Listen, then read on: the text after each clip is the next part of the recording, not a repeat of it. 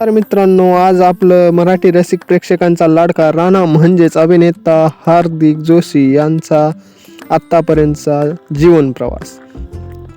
6 October 1988 Mumbai महाराष्ट्रामध्ये हार्दिकचा जन्म झाला. गुरु नानक खालसा कॉलेज मांगुटा येथून हार्दिकने आपले महाविद्यालयीन शिक्षण पूर्ण केले.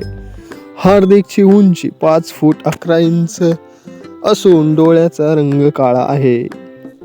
कॉलेजमध्ये असताना नाटक व एकांकिका मधून हार्दिक सहभागी होत व त्यामुळेच हार्दिकला 2009 मध्ये स्वप्नांच्या पलीकडे या मालिकेमध्ये छोटीशी भूमिका मिळाली. त्यानंतर 2013 मधील दुर्वा या मराठी मालिकेत सुद्धा हार्दिक दिसून आला. त्याचप्रमाणे 2015 मध्ये रंगा पतंगा हा हार्दिकचा पहिला मराठी चित्रपट आहे.